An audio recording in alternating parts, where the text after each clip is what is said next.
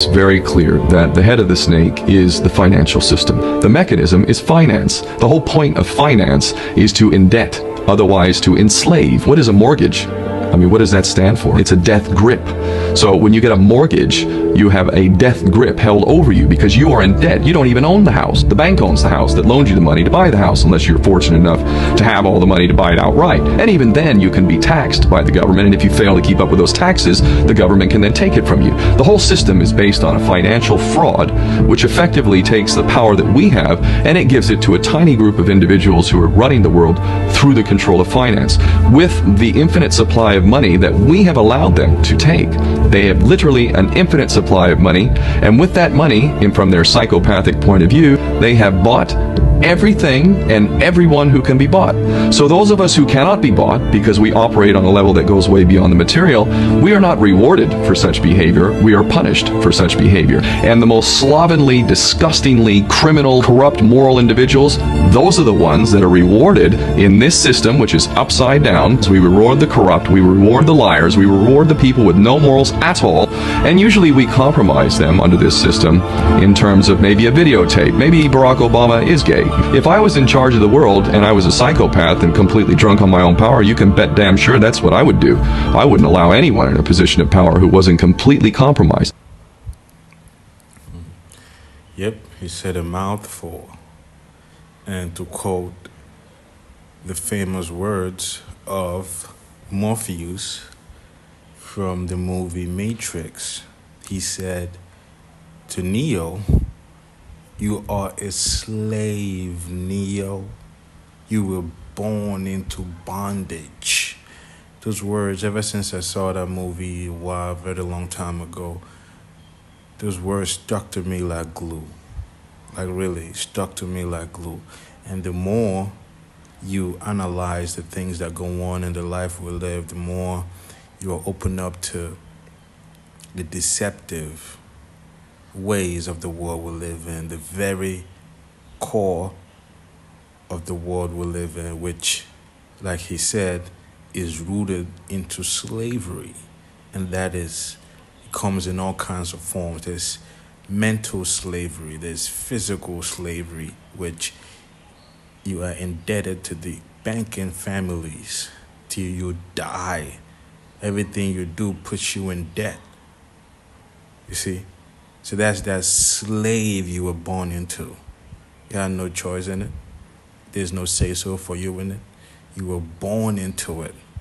And your only way out of it is truth. That's your only way out of it. That's why the scriptures clearly tells you that you will know the truth, and the truth shall set you free. It didn't say you will have money, then the money will set you free. It didn't say now you'll graduate from college and then graduating from college will set you free, because all these things are part of the circle, the loop that keeps you in bondage, that sets you in this slavery mentality path, which in turn leads to a path of destruction. You see what I'm saying? So he said a mouthful, which brings to mind the scripture real quick. This is Habakkuk, the 2nd chapter, and this is verse. It says, "Shall not all these take up a parable against him, and a taunting proverb against him, and say, Woe to him that increaseth that which is not his? How long? And to him that ladeth himself with thick clay." All praises to the Most High, Yahweh, Bahashem, Yahweh Shai, Bahashem, Rahakodash. Double honors to apostles and elders of Great Millstone who taught us this truth and continue to teach us this truth. Peace, salutation, shalom, shalom, shalom to all your brothers and sisters out there that are of the household of faith, and to you brothers that are pushing this truth in honesty and in sincerity. To you I say shalom, right? So I had to pull this scripture out, especially. Well, let's read it again. Habakkuk, the 2nd chapter, and this is verse. It says, "Shall not all these take up a parable against him, and a taunting proverb against him, and say, Woe to him that increaseth that which is not his? How long?" And who is that referring to? Like we heard the clip we just saw, he was talking about the financial, the one percenters, which are the banking families, going back to the Rothschild, the Rockefellers, them guys, right? Which are nothing but Edomites. But this is them that increase that which is not theirs. They've stolen the earth's resources, and their only remedy to that is to eliminate you, is to get rid of you. Not about them to distribute the wealth. Oh, hell no.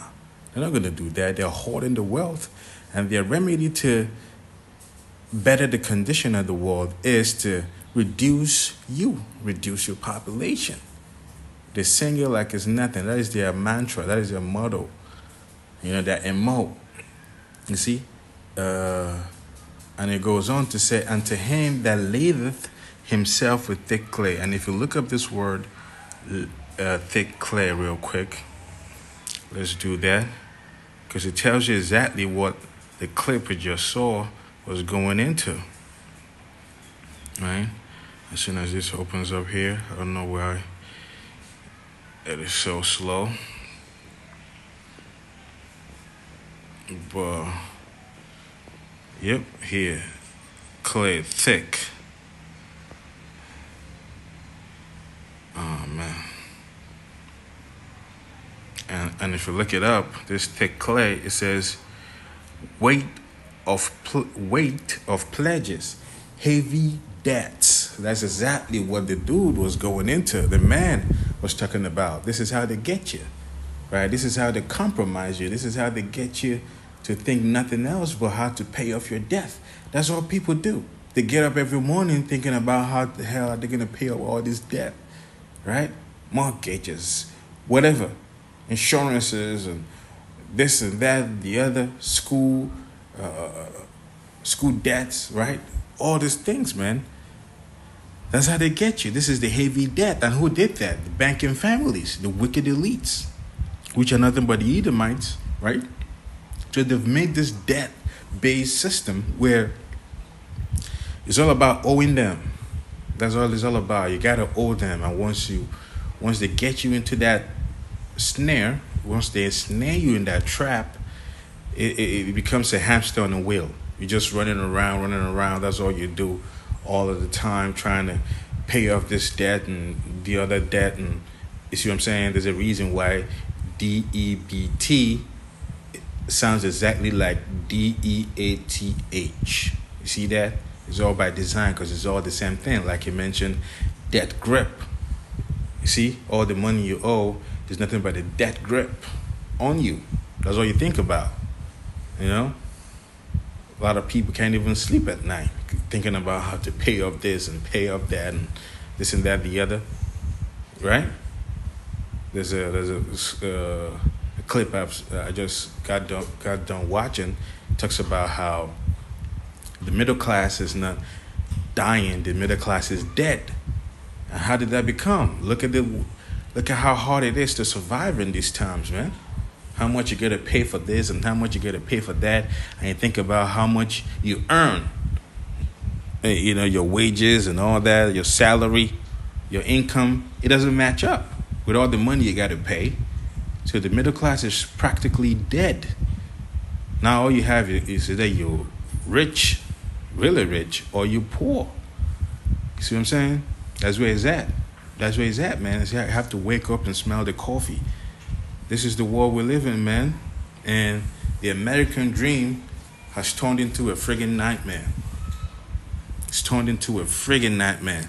Like he said, let's pull back this again one more time. It is very clear that the head of the snake is the financial system. The mechanism is finance. The whole point of finance is to indebt, otherwise to enslave. What is a mortgage?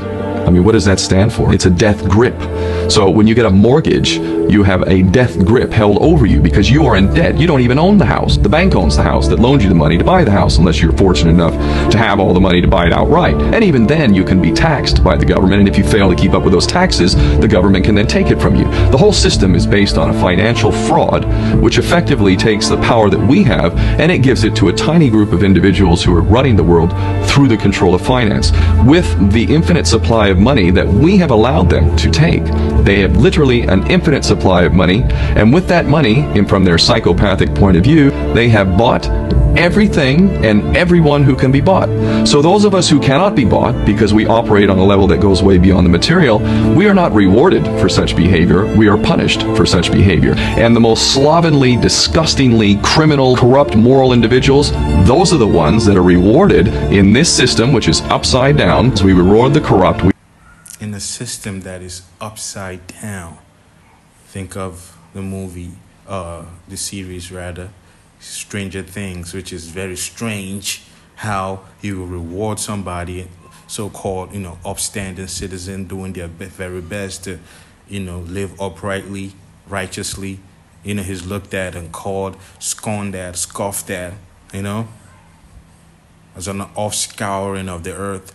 Meanwhile, the most vile, disgusting individuals, they are your celebrities, they are your politicians, they are your senators, your mayors, your Congress is full of them. You see what I'm saying?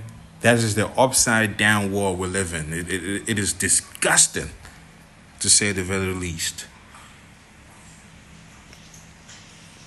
Let's get this scripture real quick because it perfectly describes that. Thanks. Yep.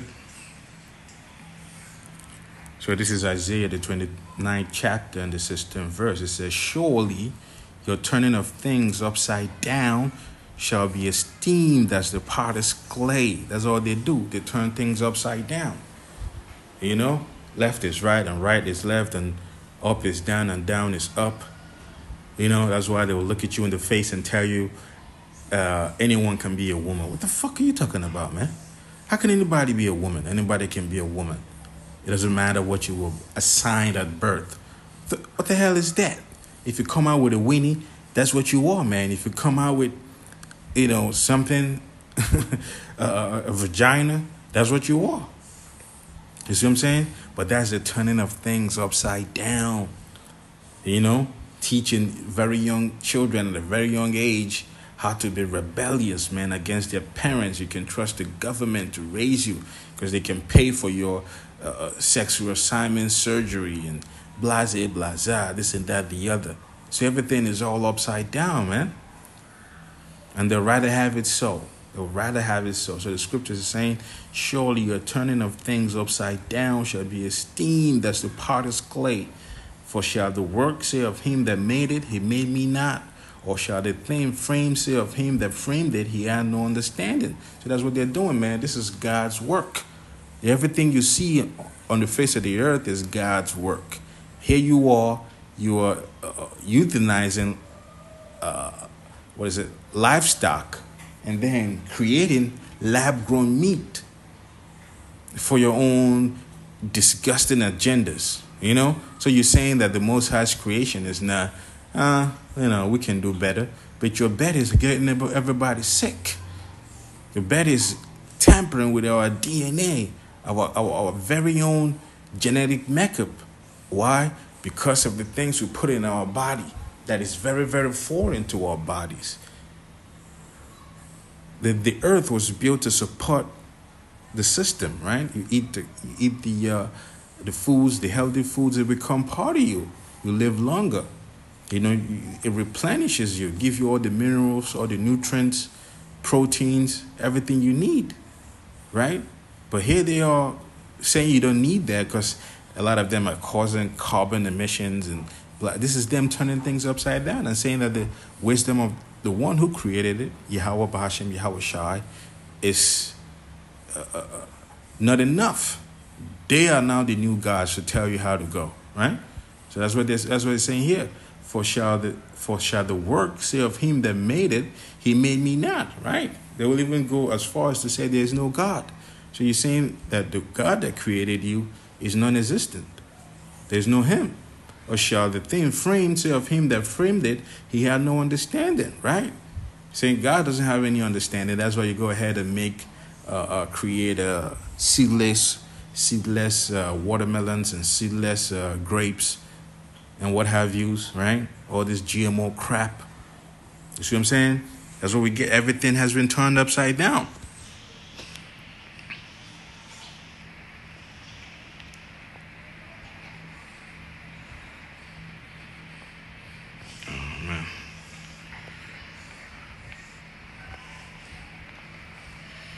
Let's get this other scripture that goes into, I believe it's in Isaiah, the book of Isaiah. Yep. Here we are. Isaiah, the 5th chapter, and the 20th verse. It says, "Woe unto them that call evil good and good evil, that put darkness for light and light for darkness, that put bitter for sweet and sweet for bitter." That's that turning of things upside down. They call evil good and good evil. It's hard for you to enjoy anything in the world anymore because it's all dark. Look at the new Eurovision, thing they always do, right? It's as dark as it is. They're performing witchcraft right in front of you. And the world gravitates towards that. Why? Because they've managed to convince you that things like that is art. It is precious. It is the best thing you'll ever see. Right? They've twisted our minds, man. The minds of our children. We don't even perceive things the way it's supposed to be perceived. Right? We're all mind warped in one way, shape, or form. Right? Because this is what they do. Because woe to them that call evil good and good evil, and put darkness for light and light for darkness, and put bitter for sweet and sweet for bitter. That is all that turning of things upside down. You see? We reward the liars, we reward the people with no morals at all, and usually we compromise them under this system in terms of maybe a videotape. Maybe Barack Obama is gay. If I was in charge of the world and I was a psychopath and completely drunk on my own power, you can bet damn sure that's what I would do. I wouldn't allow anyone in a position of power who wasn't completely compromised. Yeah. That's what it is. They get people that is just as degenerate as they are. If you're not, they will get you so twisted up that you'll be like, oh, fuck it. What am I going to do, right? Because a lot of people are blackmailed into this kind of lifestyle, right? Because they have no other choice. Then again, for you to be blackmailed means you're already bordering that line, right? Because they have something incriminating already, meaning, you're already halfway there. You just needed a little push, That's what they are. That's what it is, man. This brings us to the scripture real quick. Ecclesiasticus, the 10th chapter. Let's start at the first verse. It says, "A wise judge will instruct his people, and the government of a prudent man is well ordered." So the government of a prudent man wouldn't be debt-based, right? Everything is debt, this and that, right? It wouldn't be debt-based system. The financial system puts you in a chokehold. There's a death grip. You see what I'm saying? There's that death grip, but that's what we get, man. So it says, "As a judge of the people is himself, so are his officers.